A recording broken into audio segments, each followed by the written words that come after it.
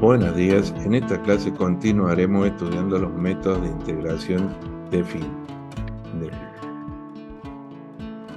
En este caso estudiaremos el primero de los métodos particulares que se refiere al de la integración de funciones fraccionarias racionales. Recordemos que en las clases previas estudiamos los denominados métodos generales, cuya particularidad es que no imponen condiciones a la expresión que figura como integrando, pudiendo ser un cociente, un producto, expresiones algebraicas, no algebraicas,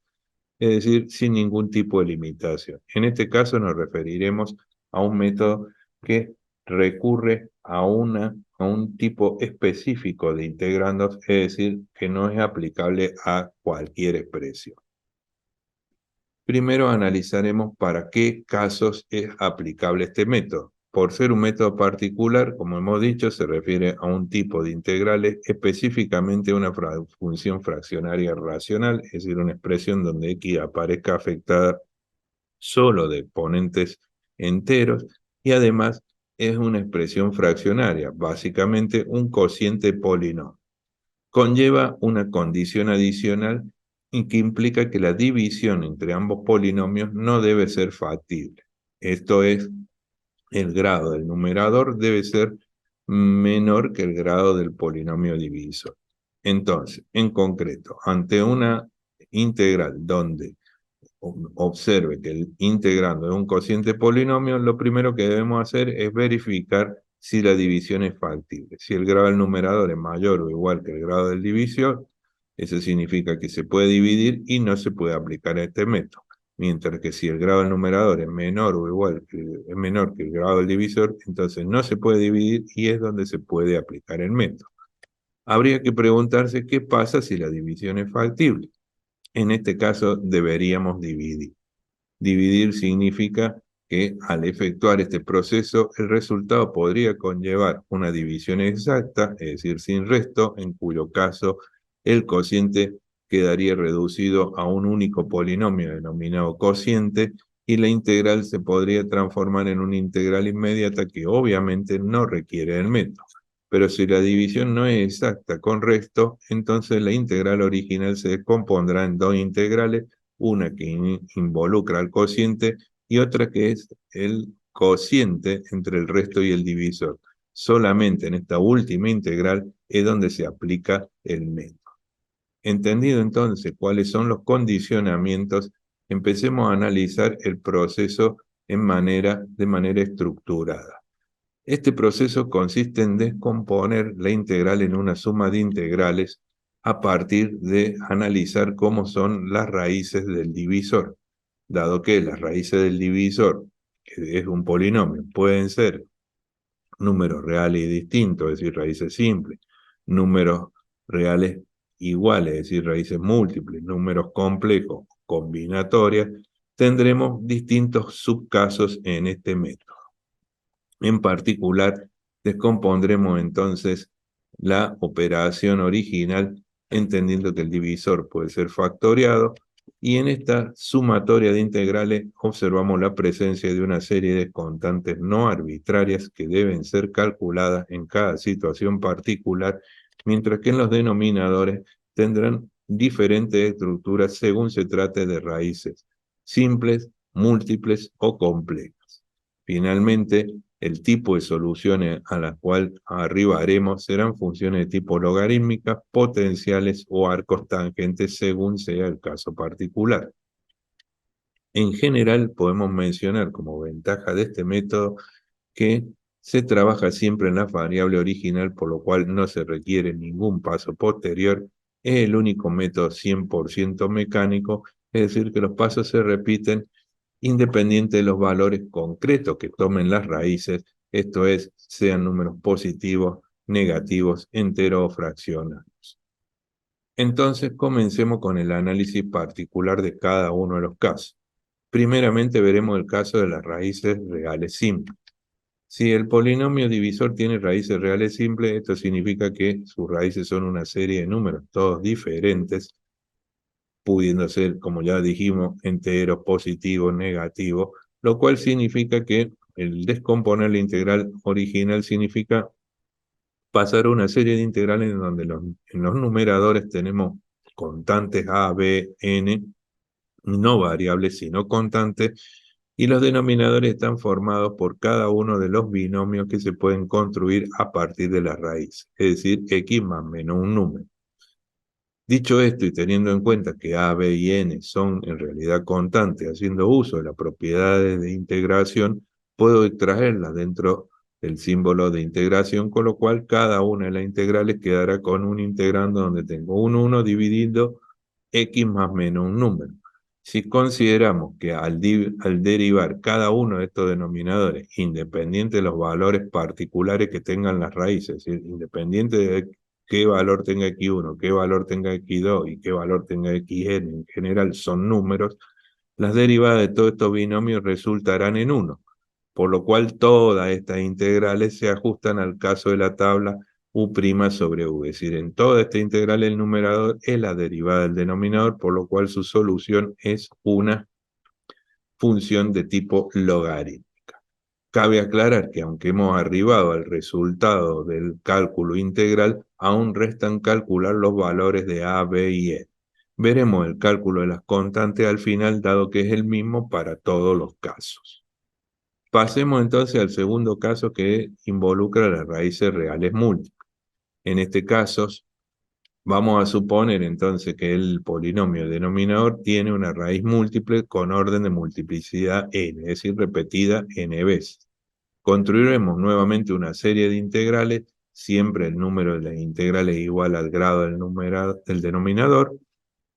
en el cual, a diferencia del caso de recién, vemos que, aunque en los numeradores se mantiene la presencia de estas constantes no arbitrarias, los denominadores han cambiado, dado que no pueden ser todos iguales. Entonces tendremos un denominador elevado a la potencia n, siendo n el orden de multiplicidad, y después disminuiremos el exponente en una unidad, es decir, el segundo denominador será elevado a la n-1, el tercero a la n-2 y así sucesivamente hasta llegar al 1, de tal manera que los denominadores y las integrales sean diferentes. Análogamente al caso de recién, podemos considerar a, b y n en general constantes, por lo cual se pueden extraer del signo de integración y reescribiendo los denominadores como exponentes negativos, puedo armar una estructura en la cual vemos que todas las integrales son similares y que la última integral se corresponde con la vista en el caso anterior, por lo cual su solución será un logaritmo. Mientras que para todas las previas, si considero que tengo una expresión elevado a un número, no importa si este es positivo o negativo, pero en realidad es un número, y si consideramos además que la derivada de cualquiera de estos paréntesis me va a dar 1, podríamos decir que en la tabla yo encuentro este integral en donde tengo u elevado a un valor numérico por u', y todas ellas se corresponden a esa expresión, por lo cual es posible escribir la solución como u a la m más 1 sobre m más 1, es decir, cada una de estas bases elevado a la m más 1 sobre m más 1, que en realidad en nuestro caso se transformaría para el primer caso como elevado a la menos n más 1, en el segundo caso menos n más 2 y así sucesivamente. Nuevamente hay que aclarar que esta solución es, digamos, siempre la misma, el proceso es siempre mecánico, siempre se siguen los mismos pasos, lo único que cambiará será el valor específico de la raíz y el orden de multiplicidad correspondiente, pero como siempre, recordemos que hace falta calcular el valor de las constantes a, b y n según corresponda. Continuamos entonces y veamos el último de los casos, el que se corresponde con las raíces complejas conjugadas, en cuyo caso advertiremos entonces que en este caso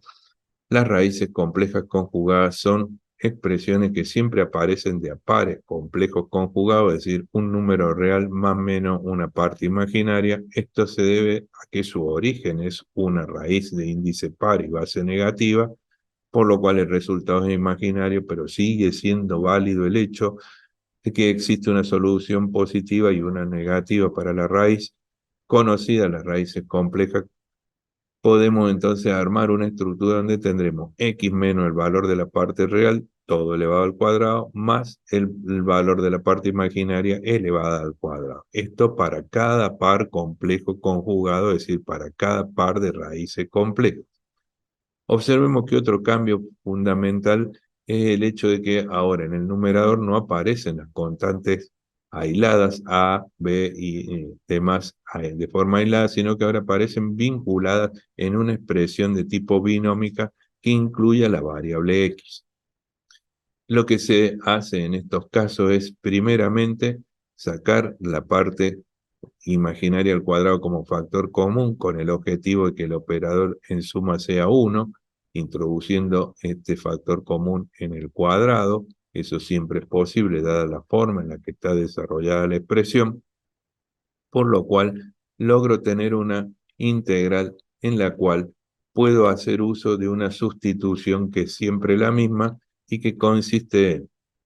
tomar la expresión que figura como base del cuadrado y reemplazarla por una variable t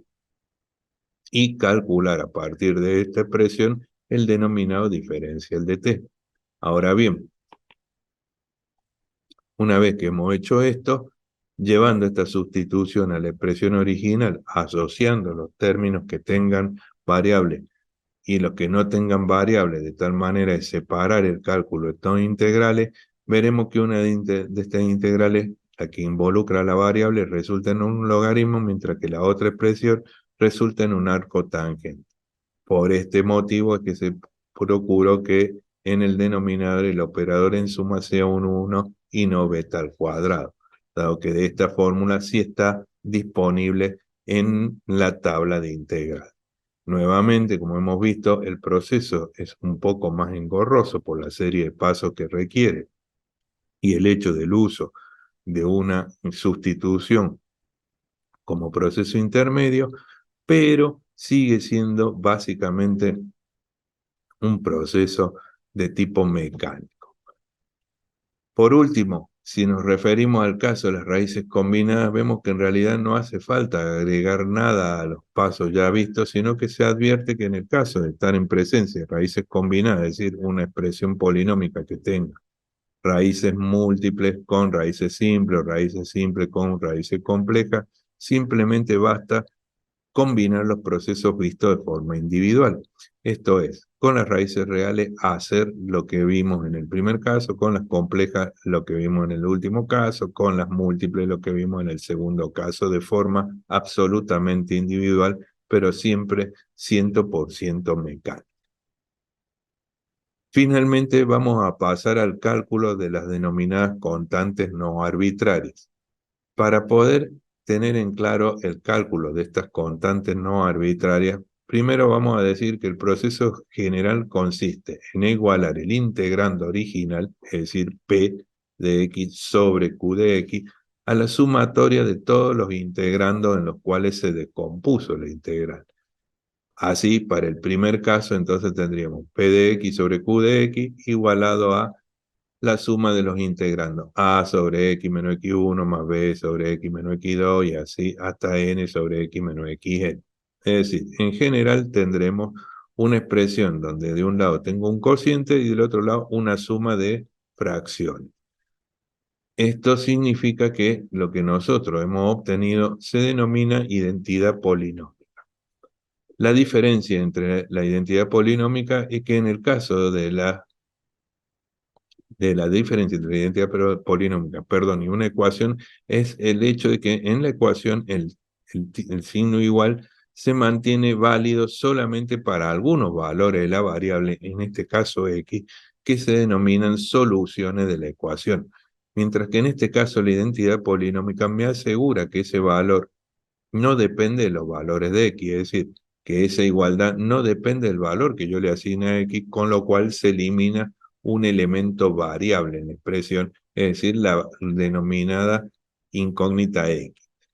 X deja de ser incógnita, dado que la igualdad se mantiene independiente del valor de x, lo cual permite que yo le asigne a x valores que me resulten cómodos al cálculo, con el objetivo de obtener valores numéricos en la expresión de la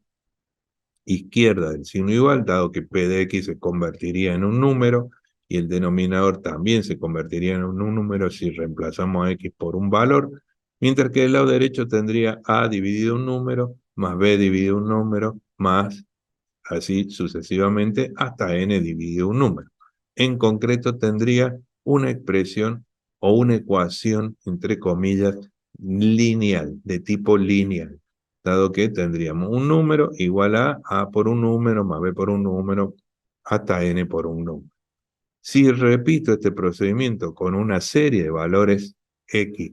que me sean cómodos al cálculo, hasta tener una serie de ecuaciones igual al número de incógnitas que quiero calcular, puedo entonces constituir un sistema de ecuaciones lineales, de las cuales las únicas incógnitas presentes serían las constantes a, b y n, que se pueden calcular por cualquier proceso resolutivo de sistemas lineales. Esto es regla de Cramer, cálculo por determinante o triangulación superior o cualquier proceso de los vistos en cálculo de sistemas de ecuaciones lineales n por n. Con lo cual llegaríamos entonces finalmente a conocer cuánto valen estas constantes a, b y n en general, independiente de, de los valores que le hayamos asignado a esto. Con lo cual, entonces sí, volviendo a la solución y reemplazando los valores de las constantes por los obtenidos, se llega al resultado final. De esta manera hemos visto cuál es el proceso que se sigue en el cálculo de las integrales de funciones fraccionarias racionales. Muchas gracias.